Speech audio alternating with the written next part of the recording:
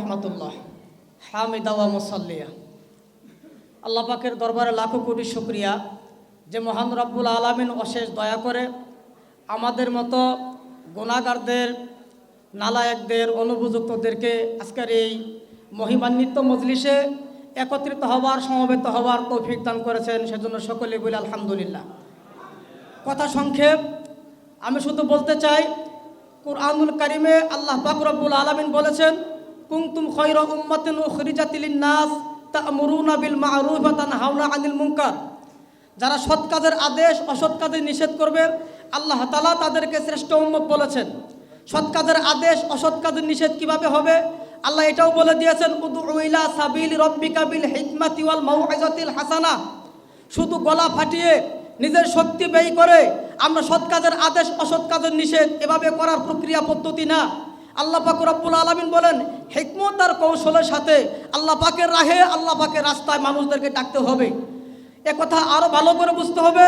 আল্লাহ পাক রব্বুল আলামিন ইসলামের শুরু যুগে অনেক কিছুই বৈধ জায়েজ করেছিলেন, কিন্তু যে কোনো কারণে সেই বিধানগুলো সংস্কার করেছেন।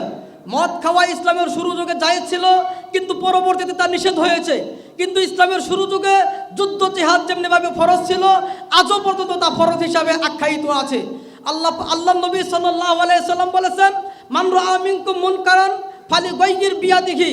তোমাদের মধ্যে যদি কেউ অন্যায় কাজ দেখে, তাহলে সেজন্য তা প্রথমত হাতের দ্বারা প্রতিবাদ করে। নবীজি সাল্লাল্লাহু আলাইহি সাল্লাম সেই 1450 বছর আগে থেকে জানতেন অনেক বিষয় হাতের দ্বারা প্রতিবাদ করা সম্ভব হবে না। তাই নবীজি সাল্লাল্লাহু আলাইহি সাল্লাম বলেছেন, হাতের দ্বারা যদি প্রতিবাদ সম্ভব না হয়, তাহলে জবান দ্বারা প্রতিবাদ করতে হবে। নবীজি এও জানেন জবান দ্বারা অনেক কিছু প্রতিবাদ করা সম্ভব হবে না, তাই মনে মনে ঘৃণা করার সর্বনিম্ন ইমানদার হিসাবেও আখ্যা দিয়েছেন। তাই আমরা নবী সাল্লাল্লাহু আলাইহি সাল্লামের কথাগুলো জেহেনে বদ্ধমূল করে আমাদের পথ চলতে হবে। ইসলামের কথাগুলো আমাদের বিস্তার করতেও হবে, আবার কৌশলের সাথে বলতে হবে।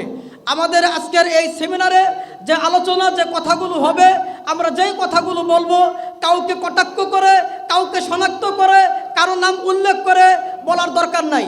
আমরা ইসলামের কথাগুলো ইসলামিক আঙ্গিকেই বলার চেষ্টা করব। যতটুকু বললাম, শুনলাম, সবাইকে আল্লাহ পাক আমল করার তৌফিক দান করুন, আমিন।